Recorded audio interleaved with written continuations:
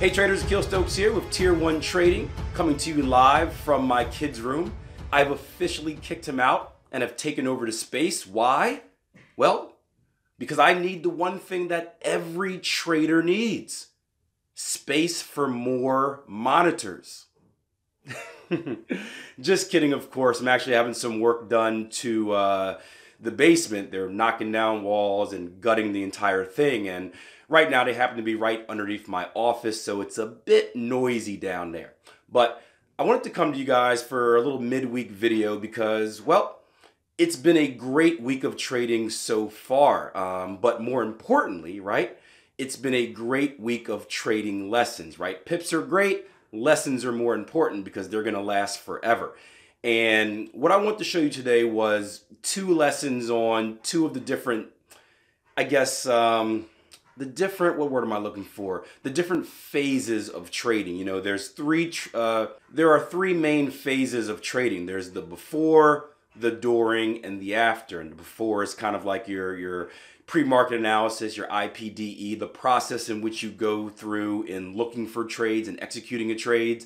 The during is your active trade management, how you're setting yourself up and how you're handling the trade while it's in progress. And then the after is kind of like your review and your whatnot, and how do you get better for the next trade to come? How do you continue to evolve as a trader and get better? Kind of like your critique. And today I'm going to show you two examples. The first is going to be in the during or the before process. And it's a clip from my live trading room on Tuesday where we were looking at a potential trading opportunity and breaking down different ways to get involved. And well, what popped up was a very good question, which allowed me to go on a pretty decent rant about a common mistake that many traders make during entry.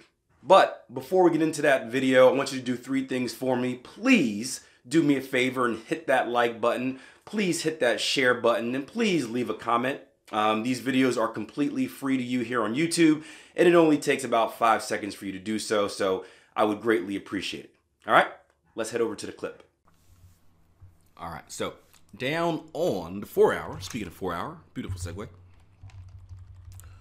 on the dollar yen, here's what we got. We have two high momentum candles coming in. We got this bearish one right here. We've got an even bigger high momentum candle, bearish candle right here. And we're starting to put in a little bit of a reversal signal, right? For you guys that have taken the foundation course, right? How many guys have taken that course already?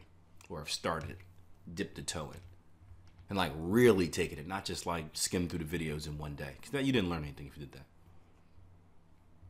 Can't get enough of it, right? We're starting to see what? A little bit of a loss of momentum, right? We see a high momentum candle, still a strong bearish candle.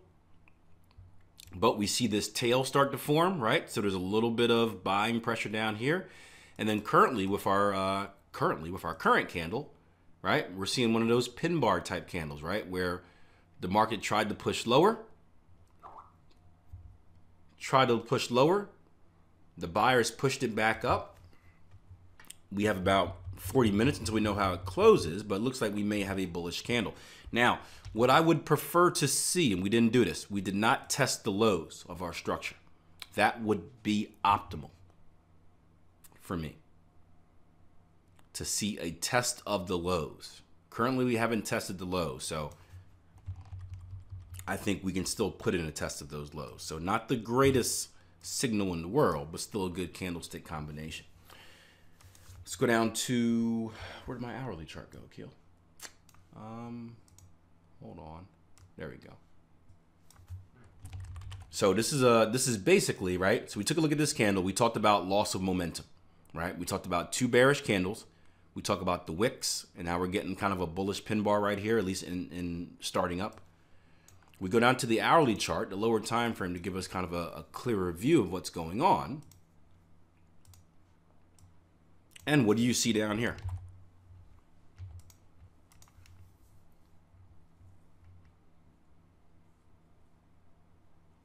You can certainly wait for a double bottom. Yep.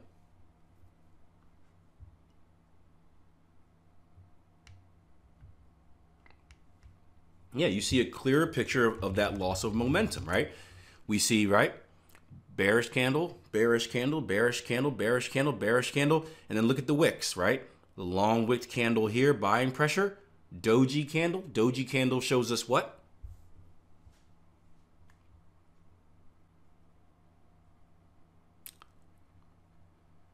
I haven't looked on the 15, so I don't know if the double bottom already took place, Tommy. Doji candle shows us indecision. And then do we have what? Is this a strong or a weak bearish candle, this red one? I don't know if you guys can see it or not. I don't know if my cursor's in the way. Yeah, we have a weak bearish candle followed by basically the same thing. And again, color doesn't really matter, guys. We don't judge based on color. And we're getting a bunch of weak candles. If you're looking for an entry, add that to the fact that the RSI is oversold here, right? Massively oversold. We dipped all the way down to about 5. My oversold starts at 20. We get a higher high, higher close candle here. I think that's a good sign to buy.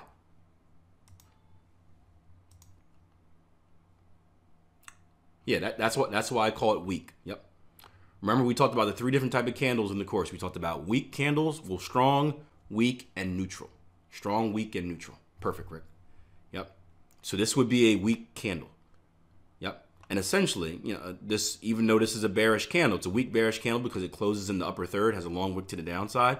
You can essentially look at that as a bullish candle. Now, it's not technically a bullish candle because the close is lower than the open, but it tells you the same type of story. It tells you that if you had to choose who's in control, and technically the bears won the battle, but there is definitely a shift in momentum here as the bears tried to push down and they got rejected. The current candle is a break and close above, isn't it? No. And who can tell me why the current candle is not a break and close above? This is going to be a very important lesson. Boom. It has not closed, correct. It has not closed. Now, if it were to close at this particular moment, it would be a break and close below, or above, excuse me, above. But it's still active. It's still active. So we have to wait 36 minutes. And that could be tough. Because psychologically, you're looking at this, you're like, I want to get involved. Everything, let's say you're looking at your trading plan, everything meets your rules, risk reward, this is the perfect opportunity for you, and you want to get involved. So you're itching, you're like, this is it, I just want to do it, right? It's like your parents telling you like, hey, you can have this candy bar after but you gotta wait 15 minutes, and you're like, oh, come on, please. Right, that was me as a little kid. Mom said, Akil, you can have this cupcake, but you gotta wait until your dad gets home. And my dad's supposed to be home at 5, and it's like, oh, come on, man, 5 o'clock, come on, get here, I want that cupcake. Right, same thing. What you don't wanna do is you don't wanna give into the pressure. Because what's tough is you see, let's measure out your risk reward, right? Let's just say you're a trader. I'm not shooting for this, but let's say you're a trader shooting for this level right here. You're looking at this, you've done all your homework. You're like, man, Akil, this move has 100 pips of potential profit, right? And then this candle, right, gets bigger and bigger and bigger. And what happens as this candle gets bigger and bigger and bigger? What does that do to your entry?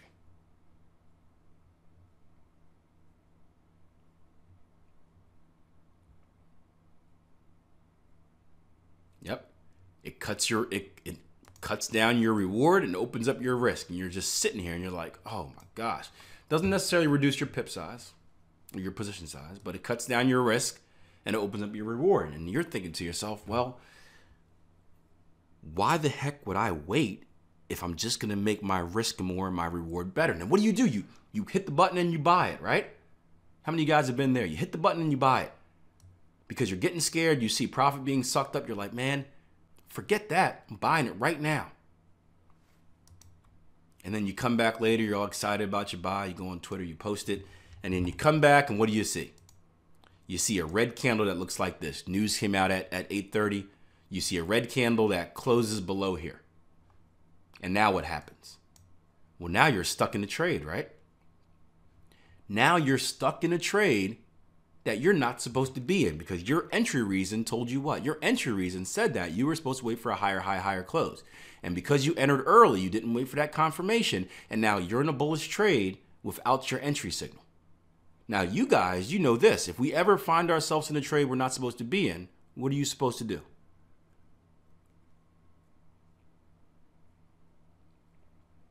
exit immediately, right? Just cut your losses. Like, man, I made a trading mistake. I messed up. Cut my losses. Shouldn't have done that. But what do most traders do? What would you have done before you came here to Tier 1 trading? You would have sat in there and been like, well, we didn't hit our stops yet. My stop loss is down here. So, just gonna wait it out and see what happens, right? So instead of taking 41 pips of hit and just saying shame on me, slap on the wrist, you're willing to accept another, what would it be? Another 20 something, 64, right? And then it gets closer and closer. You want to dig in, all depending on how psychologically messed up you are. It gets closer and closer, and you're like, well, you know what? Oh, look at that. Probably should get below that even handle number, right? Akil talked about these psychological numbers, right? He said rookie traders are the only ones that hide stops right above these psychological numbers, and I ain't no rookie, even though you are because you just broke your rules. So I'm just going to move stops down a little bit here. There we go. And you read a news article, yen can push to 106.60s. Oh, well, CNBC is saying yen can push to 106.60s. Well, let's just move that a little bit back underneath that level. There we go. It looks like it's going to turn around. We got another pin bar here, guys. Look at that. Got another pin bar. Look at that. I've been through the foundation course. This is a loss of momentum candle. And then you keep justifying it with whatever you need to tell yourself to move that stop back, right? Have you been there? Whatever you need to tell yourself, you will in that panic mode. Right? It's amazing when we get into like pressure-filled situations, we just tell ourselves whatever we need to make ourselves feel good. We do that with life too, man. It's like, you ever been in trouble and you just think of any lie you can think of to get out of trouble with your mom? See, what happened with that report card is it was an A, but my teacher didn't like me, so that's why she gave me a D. Yeah, she didn't like me because I supported Everton and she liked Liverpool and she just wasn't having it. Whatever you need to tell yourself. And before you know it, right? Before you know it, what should have been a 41 pip cop out, just like shame on you, became a 120 pip loss. And then the question you want to ask yourself is, well, how many wins do I need now to make up for it? Because what we should be shooting for in trading is, right, our wins should make up for our losses, right? We should be able to have less wins than losses and still be profitable. Now, in order to make up for this loss, especially a loss we weren't supposed to take, we've got to win even more. And then we can just keep going down this path forever. The pressure to win even more causes you to either be greedy with your next trade and take bigger targets than you should have, or take targets early because you just want to get money in the bank, or take a trade you're not supposed to because you need to make some money, and it goes on forever until you eventually blow your account. Isn't trading psychology a beautiful thing? So anyway, the point is of that long rant, wait for confirmation, because even right now, we're coming back down to earth. We may not get it. It's not a signal yet. Be patient. We looked at the euro dollar, right? Someone just told me they made 120 pips. Patience pays, literally. Monetarily speaking. All right. So let's dig into this a little bit more. I told you I'm not too fond of this setup. But let me show you guys where I'd be shooting for again. In my previous video, I shared with you a trading opportunity on the euro dollar that I got filled in this past Friday. That pair ended up hitting target ones on Tuesday for 100 plus pips. And today I came into the market in a very interesting position. You see, I was long the euro dollar looking for target twos right above the $1.24 level. However, I was also short the New Zealand dollar from the night before, looking for a push lower. So if you think about it, I was buying the dollar versus the New Zealand dollar, and I was selling the dollar versus the euro, kind of a hedged position, basically doing two opposite things. Now, I won't get into correlations. If you spend any time with me, you know my view on that, and you know how I think they're complete rubbish. There goes Greystone rubbing off on me again. But it was an interesting situation because when the markets do correlate, they tend to do so during or after high volatility news events. And coming into the market today, Wednesday, we had a very high volatility event expected. It was a CPI number. Now, news. I'm a technical trader first and foremost, but I do understand news and I try to pay attention to what's moving the market. And recently, I guess the biggest thing, the hot topic in the market is inflation, inflation, inflation, because inflation is directly related to interest rate hikes, and that's what we're all waiting for. And the news that came out today was inflation-based news, right? Consumer price index. And what the market was looking for was basically, are we going to get a news release or a data release that says we're more likely to become more aggressive in raising hikes? And I say we, meaning the US dollar. Or are we going to get a negative number, not a negative number, but a worse than expected number that says the rate hike is going to be on the same path that we've been telling people for the last whatever months.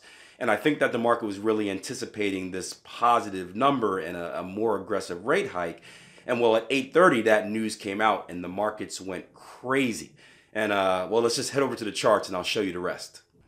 Just snuck a peek at the pro trade log. Looks like Jason Greystone had a hell of a day too.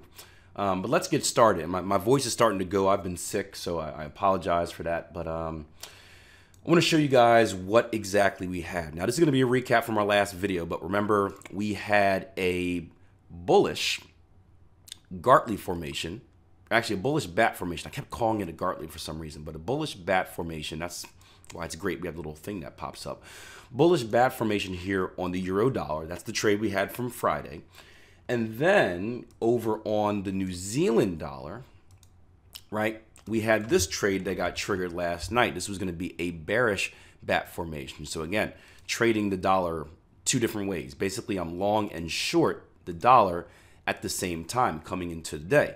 Now, it wasn't as bad as it seems, right? First of all, again, I don't care about correlations, but target ones had already been achieved on the euro dollar. So this was a pain-free trade. And what I mean by a pain-free trade is that because target ones were hit, right, my initial stop loss, which was down here, was already rolled to break even. So the worst case scenario in this trade is that I would make no money on the second half of my position and I would be stopped out for break even. I mean, it's not as good as getting second targets hit, but it's better than losing money.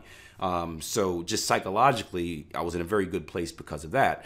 And again, I just don't really care about correlations. I've been trading long enough to have multiple positions on a single currency and see all of the outcomes. I've seen times where both win. I've seen times where both lose. I've seen times when both one wins and the other loses. I don't want to say it's completely random, but it's not as scary as what many would think. But coming into today, we had the CPI news come out and it was positive news. And we initially saw a big bullish reaction in the dollar. When I say a bullish reaction in the dollar, that means we went short here on the New Zealand dollar and price came down and smashed, right? Target ones. It doesn't look like we hit it here, but because we adjusted our target slightly with the rally in our D point, we actually had target twos hit as well. So we're looking at this live and we're excited in the live room. We're saying, yes, target ones hit, target twos hit. Yeah, yeah, yeah. But in the back of our mind, we're looking at, right? We have a lot of traders that were still in the euro trade. You're looking at this. And I'm going to go down to a lower time frame. Well, let's keep it here. We're looking at this on a lower time frame. We're saying, well, we're going to get stopped out. That's going to stink. We're looking for about 200 pip move to target two. And now we're seeing, right, a price chart that went about 10 pips away or 20 pips away from target. So up 180 pips, gets sucked all the way back down, all the way back down. And this is where confidence matters. You have to be confident in yourself. And this is why a lot of traders fail. There's many reasons, but one of the reasons is that they can do the before good, but they struggle during the during. And that's why that's where most of the psychological elements exist. That's when you're looking at a price chart, you're involved in the trade, so you're automatically kind of emotionally driven because you're thinking about money. If it's in your favor, you're thinking about how much money can I make. If it's going against you, you're scared about how much money I can lose. In this particular situation, you've probably already counted the profit, sitting back, oh yeah, 200 pips in my pocket, baby. And then you're seeing it get sucked away and you're like, no, no, no, no, no. And then what happens with most traders is that they sabotage themselves. They see the price gets sucked all the way down here and they say, you know what, Akil? I was up 180 pips. price has gotten sucked down. Everyone's saying positive news for the dollar. This is a positive news for, it's a hawkish tone. The rate hikes are going to increase. We're going to see continued dollar strength. Why am I still in this trade? I might as well, right? I'm better off if I get out right here for 80 pips instead of getting out for nothing, right? 80 pips is better than nothing. And that's true until you realize that 80 pips is worse, a lot worse than 200 pips. And that's exactly what you would have gotten if you just would have stuck to your rules. And we see so many excuses. We see the news excuse. Oh, I heard this, I heard that. You see the volatility excuse. Well, I'm not supposed to trade during this much volatility. You see traders create rules for active trade management. Oh, I'm gonna trail my stops up by 10 pips below the lowest candle because that makes you feel good. The point is we can't sabotage our trading. And when you sabotage your trading, you often leave a lot of pippage on the board. Now, every once in a while, it's going to have the exact opposite effect. Every once in a while, you're going to do something that you shouldn't have done. You're going to sabotage your trading, and it's going to work in your favor. And that's probably the worst possible outcome because now it gives you confidence that you can sabotage your trading and it's going to benefit you. And it may feel good at the moment, but in the long run, it's going to come back to bite you. So as you can see, we stuck through this. We did get both targets hit on New Zealand dollar. We stuck through the trade. We did not panic. And the market showed us some relief after this morning's CPI news. And then guess what? We rallied all the way back up to hit target 2s on the euro dollar. So instead of sabotaging ourselves at any of the trade, we almost had about, what, a 400, 500 pip day between all of us trading. And that's what professional trading is about. Putting in the work before and then trusting yourself enough to not sabotage yourself during. Right? Again, consistent, I always say, right, consistent analysis plus consistent execution equals consistent results. But a missing part of that is consistent management as well. So great week of trading. We're only midway through. Who knows what could happen for the rest of the week? We can make 500 more pips. We can lose 500 pips. I don't know. My job is simple. I come in each and every day. I work with our traders. I analyze the markets. I try to find the best trading opportunities and share those trading opportunities so that we can all become profitable. And I'll come in tomorrow and do the same darn thing. But I thought this offered two really, really good lessons for you guys that are newer to trading. And hopefully this stops you from making a similar type of mistake down the road. Because again, that's kind of my philosophy as a coach. I went about trading the hard way. I was not very good. I made almost every mistake you could think of twice. And one of the reasons I've become such a great teacher is because I basically know what you're going to do before you do it because I have done it. So hopefully I can save you some money that way and save you some time as well, more importantly. So once again, if you like this video, it's a big favor to me if you hit that subscribe button if you're new, but if you also hit that like button, share that button. If you've been impacted by this video in a positive way, hitting that share button is your way of paying it forward because you never know who's going to see it, and maybe you impact a trader down the road, and maybe this is the video that has that one key thing that they're missing from them finding trading, earning trading success as well. So share it, subscribe if you're new, hit that like button, leave me a comment, and I will see you next time. So until then, plan your trade, trade your plan. Oh, Tier 1 members, since I'm not doing a Trading Edge video today, if you head over to the platform, we just updated this today. Let me go over to the training course. We spoke about this a few weeks ago in one of our private sessions about creating. We talked about routine and rituals in trading. I told you guys I'd put together a nice little checklist for you, like a pre-market checklist, something that you can, where's it at? Blueprint? Something that you can use every day in your trading routine just to organize your thoughts, organize your ideas and whatnot. So Darren added this. If you go to the Blueprint training course, you go to developing your trading plan. Come on, it's running slow. We got like a heck of a lot of people. I just added the pre-market checklist right here. So you can actually click on that. It's going to take you to a downloadable document. You can print it out, and now you've got something that you can put in the binder and use each and every day to organize your trading. So just want to let you know about that, since today is not my day for a Trading Edge video, but I'll probably remind you guys tomorrow as well.